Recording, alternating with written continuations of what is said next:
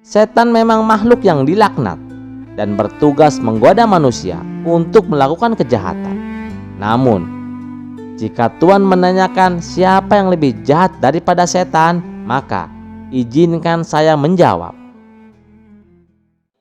Assalamualaikum semuanya. Bagaimana kabar kalian? Semoga selalu diberi kesehatan dan dimudahkan rezekinya oleh Allah. Amin ya robbal alamin. Di sebuah desa terpencil, tinggallah seorang ulama besar yang sangat disegani karena ilmunya.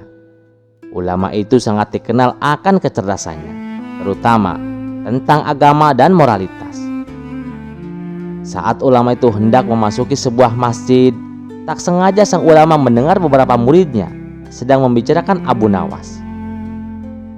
Ulama itu segera mendekati, lalu bertanya kepada mereka, "Siapa Abu Nawas itu?"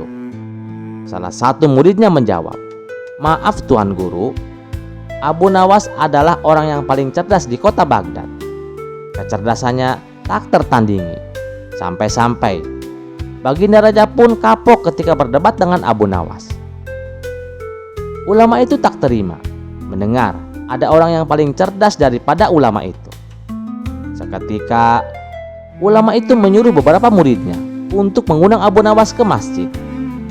Tujuan ulama itu mengundang Abu Nawas semata-mata hanya ingin berdebat untuk membuktikan siapa yang paling cerdas. Kabar tentang debat panas ini tersebar di kota Baghdad. Masyarakat dan para murid ulama itu telah berkumpul di masjid untuk menyaksikan debat panas ini. Setelah Abu Nawas tiba, ulama itu mempersilahkan Abu Nawas untuk duduk di kursi panas yang sudah disiapkan.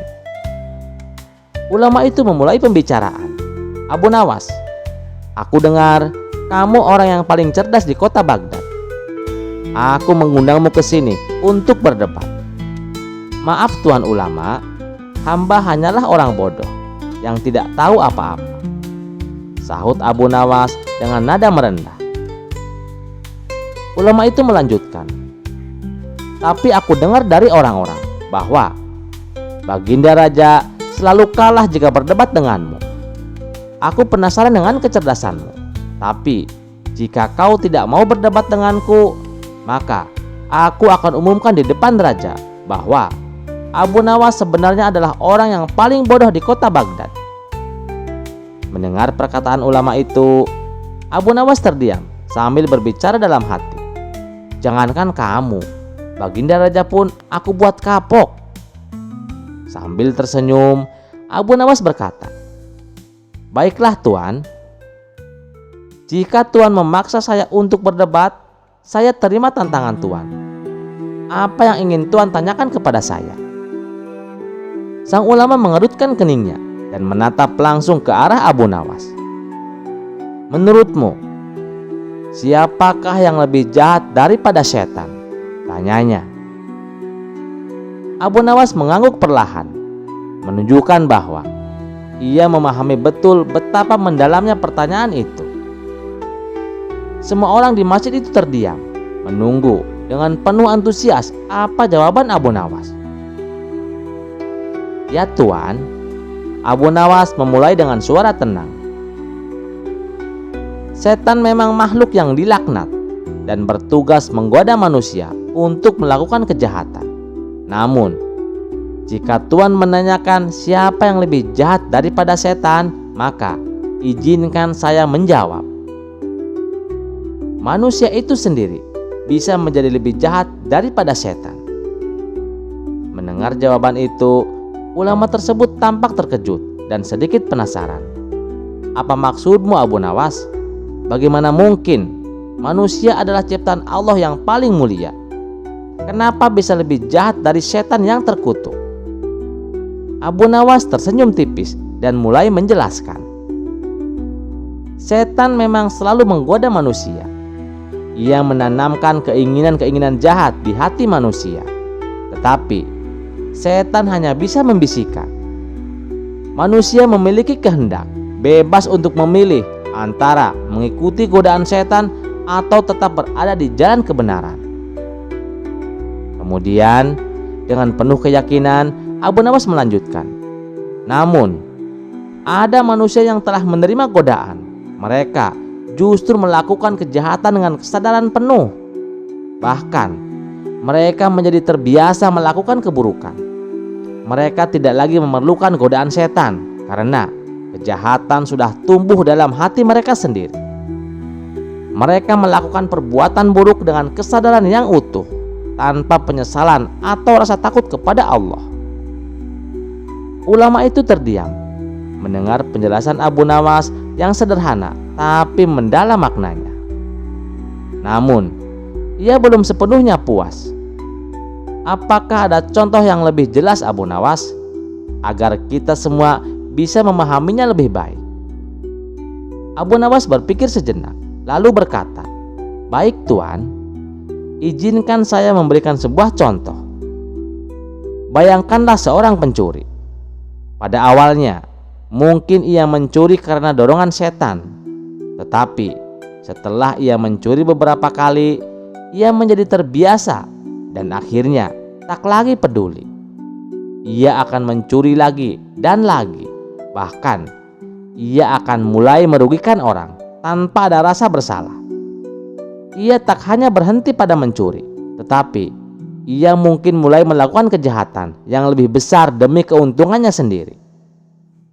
Orang-orang di masjid itu mulai mengangguk, memahami maksud Abu Nawas.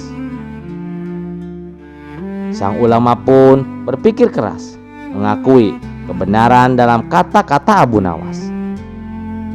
"Tapi bagaimana kita tahu," tanya ulama itu lagi, "bahwa mereka benar-benar lebih jahat daripada setan?" Abu Nawas menjawab dengan mantap, "Tuan, setan pada akhirnya hanya memiliki satu tujuan, untuk membuat manusia berdosa. Namun, manusia yang telah dikuasai oleh keburukan di hatinya bisa saja merugikan orang lain, bahkan banyak orang, demi kepentingannya sendiri tanpa peduli apakah perbuatannya benar atau salah. Bahkan, mereka bisa berbohong, menipu, mencuri, atau bahkan membunuh hanya untuk memuaskan keinginan mereka sendiri. Setan hanya membisikkan keburukan, tetapi manusia yang jahat bisa berbuat lebih dari itu. Mereka bisa memaafkan keburukan itu untuk tujuan pribadi yang lebih besar, untuk keserakahan atau kekuasaan. Ini yang membuat mereka lebih jahat daripada setan itu sendiri." Ulama itu terdiam sejenak, lalu ia tersenyum, merasa puas dan kagum dengan penjelasan Abu Nawas. Ia pun mengakui akan kecerdasan Abu Nawas. Ulama itu lalu berkata, "Abu Nawas, kamu benar-benar cerdas. Raja dibuat kapok oleh kecerdasanmu." Ulama itu kemudian melanjutkan, "Engkau benar Abu Nawas," katanya. "Bukan hanya setan yang bisa menyesatkan. Hati manusia yang kotor ketika tidak lagi takut kepada Allah dan tidak lagi merasa malu bisa menjadi jauh lebih jahat dari setan." Sejak hari itu, masyarakat mulai berhati-hati pada perbuatan mereka karena mereka sadar bahwa keburukan bukan hanya dari godaan setan, tetapi juga bisa datang dari hati mereka sendiri jika mereka tidak menjaga iman dan akhlak. Kisah selanjutnya. Pada suatu hari, Baginda Raja memerintahkan para prajurit agar Abu Nawas ditangkap dan dipenjarakan. Dalam benaknya, Raja berpikir bahwa dengan berada di dalam penjara, Abu Nawas tidak akan bisa lagi bermain-main dengan kelicikannya. Baginda Raja berkata, "Prajurit, segera tangkap Abu Nawas dan penjarakan dia." Abu Nawas menerima kabar bahwa ia akan dijebloskan ke penjara. Ia tertawa dalam hati. Karena meskipun ini adalah hukuman tanpa alasan, ia merasa ini adalah kesempatan untuk membuktikan bahwa kecerdikannya tidak bisa dibendung oleh tembok penjara. Dengan senyum kecil, ia berkata dalam hati, "Ah, penjara, silakan saja kalau raja mampu untuk memenjarakanku." Setibanya di penjara, Abu Nawas dengan tenang masuk ke dalam selnya. Sementara para penjaga mengawasinya dengan waspada. Mereka tahu bahwa Abu Nawas bukanlah tahanan biasa. Kepala penjaga penjara pun berkata, "Hai para penjaga, awasi Abu Nawas, jangan sampai dia lolos. Dia terkenal cerdik, jadi awasi setiap sudut penjara, jangan sampai dia lengah." Abu Nawas yang mendengar kata-kata kepala penjaga itu tersenyum penuh arti. Namun, ia tetap diam di dalam sel dan tampak pasrah dengan nasibnya. Beberapa hari berlalu, Abu Nawas tetap berada di dalam penjara, tampak tenang, seolah-olah tidak ada masalah. Namun, di dalam pikirannya, ia sedang merencanakan cara untuk keluar dari penjara tanpa melanggar aturan. Tiba-tiba, ia mendapatkan ide cemerlang. Pada suatu malam, saat para penjaga sedang lengah, Abu Nawas mulai berteriak-teriak dari dalam selnya. "Tolong, tolong, ada yang bisa menolongku? Aku harus segera bertemu dengan Baginda Raja." Teriakan Abu Nawas menarik perhatian para penjaga. Mereka mendekat ke selnya dan bertanya, "Ada apa Abu Nawas? Apa yang terjadi?" Abu Nawas berpura-pura panik dan berbisik dengan nada serius, "Aku punya informasi yang sangat penting untuk disampaikan kepada Baginda Raja. Ini menyangkut keselamatan kerajaan. Aku mohon kalian membawaku ke hadapan Baginda Raja sekarang juga." Para penjaga itu awalnya ragu, tetapi desakan Abu Nawas membuat mereka berpikir bahwa mungkin ia benar-benar mengetahui sesuatu yang sangat penting. Akhirnya, mereka memutuskan untuk membawa Abu Nawas ke hadapan Baginda Raja dengan pengawalan yang ketat. Di ruang singgasana, Baginda Raja melihat Abu Nawas yang tampak serius, tidak seperti biasanya. Dengan penuh rasa ingin tahu, Raja bertanya, "Apa yang ingin kau sampaikan, Abu Nawas? Apa yang begitu penting hingga kau memohon untuk bertemu denganku di tengah malam?" Abu Nawas membungkuk hormat, dan dengan suara penuh keyakinan, ia berkata, "Paduka yang mulia, ada sebuah ancaman besar terhadap kerajaan ini. Musuh dari negeri seberang berencana menyerang kita dalam waktu dekat." Mendengar ucapan Abu Nawas, Raja merasa kaget sekaligus khawatir. "Dari mana kau tahu tentang ancaman itu, Abu Nawas?" Abu Nawas dengan wajah meyakinkan menjawab, "Hamba mendengar kabar ini dari seorang tawanan yang juga berada di dalam penjara ini, Paduka. Ia mengatakan bahwa pasukan mereka sedang bersiap-siap untuk menyerang. Hamba merasa perlu segera menyampaikan ini agar Paduka bisa mengambil langkah cepat." Baginda Raja merasa tertekan dan khawatir. Tanpa berpikir panjang, ia mengutus para prajurit untuk memperketat penjagaan di perbatasan dan mempersiapkan pasukan kerajaan untuk menghadapi kemungkinan serangan. Namun, beberapa hari berlalu tanpa ada tanda-tanda serangan apapun. Para pejabat kerajaan mulai merasa ada yang aneh dan bertanya-tanya apakah Abu Nawas benar-benar berkata jujur atau hanya membuat siasat lagi. Suatu hari, Raja akhirnya memanggil Abu Nawas ke istana dan menanyakan kepadanya dengan nada serius, "Abu Nawas, aku telah melakukan semua yang kau sarankan, tapi tidak ada serangan yang datang. Apa kau telah berbohong kepadaku?" Abu Nawas tersenyum penuh kepolosan dan menjawab, "Paduka yang mulia, bukankah tidak ada salahnya untuk berjaga-jaga? Hamba hanya ingin memastikan bahwa kerajaan ini selalu siap menghadapi segala kemungkinan." Meskipun awalnya Raja merasa sedikit kesal, ia menyadari bahwa apa yang dikatakan Abu Nawas ada benarnya. Keamanan kerajaan memang harus selalu diutamakan. Sementara itu, para prajurit yang telah disiagakan membuat wilayah kerajaan menjadi lebih aman. Dan berita tentang kesiagaan pasukan kerajaan membuat negeri-negeri tetangga berpikir dua kali untuk mencoba mengganggu.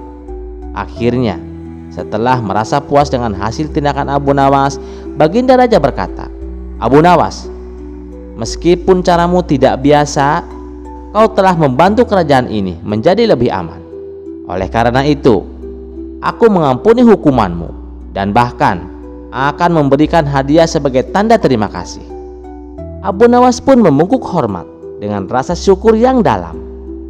Dalam hati, ia tersenyum lebar karena berhasil mengubah hukuman penjara menjadi kesempatan untuk memperoleh kepercayaan raja dan juga hadiah yang tak disangka-sangka. Kisah selanjutnya. Suatu hari, Baginda Raja terlihat termenung sendiri di taman kerajaan. Dikabarkan ia sedang dilanda masalah yang membuatnya tidak bisa tidur. Namun, masalah yang dihadapinya hanya Baginda Raja sendiri yang tahu. Ia sengaja merahasiakannya dari orang-orang sekitar, baik kepada penasihat istana maupun Abu Nawas selaku sahabat tempatnya berkeluh kesah. Ingin rasanya Baginda Raja melupakan masalah yang menimpanya. Kalaupun bisa lari menghindar, tentulah ia akan melakukannya. Tapi kenyataannya, permasalahan yang dihadapinya terasa seperti mengikutinya kemanapun Baginda Raja pergi. Sejak saat itu, Baginda Raja sering terlihat melamun seorang diri. Kemudian, penasihat istana mendekati Baginda Raja. "Maaf Paduka yang mulia, hamba perhatikan belakangan ini Paduka terlihat murung. Hamba khawatir Paduka nanti akan jatuh sakit." "Apakah ada sesuatu yang Paduka pikirkan?" tanya penasihat istana. "Tidak ada apa-apa, aku baik-baik saja. Kamu urusi saja pekerjaanmu," jawab Baginda Raja dengan memalingkan wajahnya. Penasihat istana pun hanya terdiam. Ia merasakan gelagat bahwa Baginda Raja sedang dilanda masalah yang besar. Dikarenakan Baginda Raja tidak mau berterus terang, penasihat istana tidak berani membujuknya untuk menceritakan masalah yang dihadapinya. Makin hari sikap Baginda semakin tertutup. Bahkan kini enggan menerima tamu. Hal ini membuat para pejabat istana menjadi sangat khawatir. Apa yang harus kita lakukan? Makin hari Baginda terlihat mengkhawatirkan. Ini sangat buruk untuk kondisinya. Jangan sampai Baginda Raja nanti jatuh sakit, kata salah satu seorang menteri.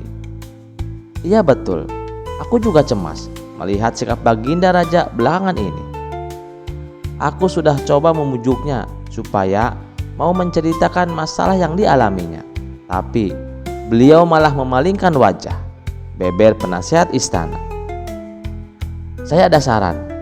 Bagaimana kalau masalah ini kita sampaikan kepada Abu Nawas? Ia tahu solusinya," ujar salah satu menterinya. "Nah, iya, saya setuju dengan saran tersebut," balas menteri yang lainnya. Maka beberapa menteri istana segera mendatangi rumah Abu Nawas. Melihat yang datang adalah para menteri, Abu Nawas sempat terkejut karena biasanya yang diutus Baginda Raja adalah prajurit istana. "Kenapa kalian yang datang?" tanya Abu Nawas. "Kami kesini bukan diutus Baginda Raja, tapi atas kemauan sendiri," jawab para menteri istana.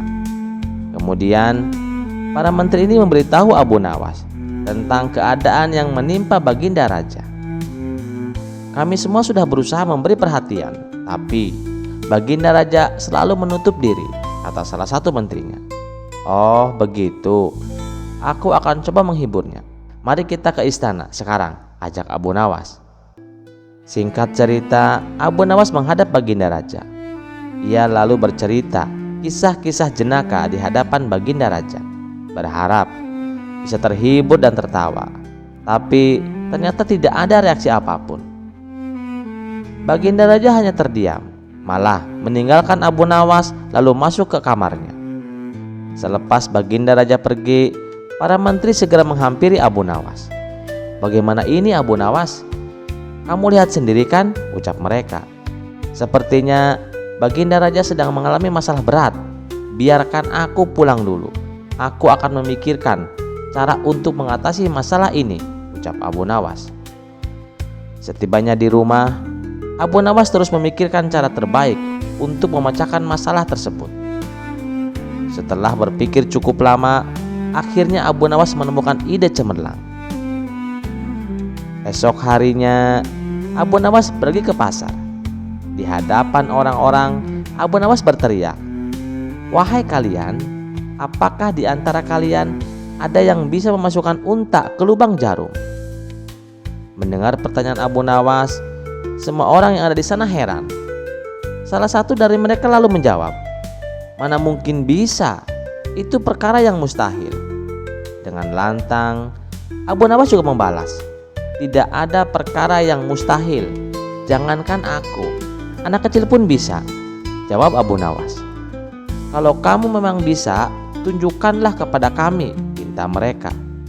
"Maaf kawan-kawan, sayangnya aku hanya bisa membuktikannya bila di hadapan Baginda Raja," jawab Abu Nawas. Begitulah seterusnya. Setiap ada keramaian orang ataupun perkumpulan, Abu Nawas selalu mengatakan hal yang sama. Akhirnya kabar tentang Abu Nawas bisa memasukkan unta ke dalam lubang jarum sampai juga hingga telinga Baginda Raja. Awalnya Baginda Raja tidak terlalu memperdulikannya, tapi lama-kelamaan timbul juga rasa penasaran pada dirinya. Maka diperintahkan beberapa pengawal istana memanggil Abu Nawas. "Maaf Tuan Abu, Anda diperintah Paduka untuk datang ke istana," ucap seorang prajurit. "Benarkah?" tanya Abu Nawas memastikan. "Benar Tuan Abu Nawas," jawab sang prajurit. "Rencanaku akhirnya berhasil," pikir Abu Nawas. "Oh ya, bagaimana kondisi Baginda Raja?" tanya Abu Nawas lagi. "Ya begitulah Tuan Abu Nawas, Baginda Raja masih sering mengurung diri dan masih sering tampak termenung," jawab salah satu prajurit. "Baiklah, aku akan ke sana sekarang," balas Abu Nawas. Tidak lama kemudian, Abu Nawas sampai ke istana menghadap Baginda Raja. "Wahai Abu Nawas, aku dengar kamu bisa memasukkan seekor unta ke lubang jarum. Kamu bersedia membuktikannya di hadapanku? Benarkah itu?" tanya Baginda Raja. "Itu benar Paduka yang mulia," jawab Abu Nawas. "Bagaimana mungkin? Aku rasa itu perkara yang mustahil," balas Baginda Raja. "Ampun Paduka, di dunia ini tidak ada yang mustahil," ujar Abu Nawas. "Baiklah, sekarang coba kau buktikan," perintah Baginda Raja. "Caranya mudah Paduka. Kita tinggal membuat jarum yang lubangnya lebih besar daripada seekor unta. Dengan begitu, kita bisa memasukkannya dengan mudah. Bahkan, anak kecil pun bisa," jawab Abu Nawas. "Kalau caranya seperti itu, semua orang bisa melakukannya Abu Nawas. Berarti kau telah menipu semua orang, termasuk aku," ucap Baginda Raja. "Hamba tidak pernah menipu siapapun Paduka, dan hamba juga tidak pernah menipu Paduka. Hamba tidak pernah mengatakan bahwa jarum yang hamba maksud adalah jarum yang kecil," balas Abu Nawas. "Iya, itu benar. Tapi apa maksud dari pernyataan itu?" tanya Baginda Raja. "Hamba hanya ingin mengatakan Paduka, ada hikmah dari pernyataan ini," jawab Abu Nawas. "Hikmah? Hikmah dari mana Abu Nawas?" tanya Baginda Raja. "Bukankah tadinya Baginda Raja tidak percaya kalau hamba bisa memasukkan unta ke dalam jarum? Tapi setelah hamba jelaskan, Baginda Raja baru mempercayai. Begitu juga dengan permasalahan yang sedang kita hadapi Paduka. Sebesar apapun masalah, sebesar apapun bebannya, tapi kalau hati kita lebih besar, hati kita akan lebih luas saat menghadapinya.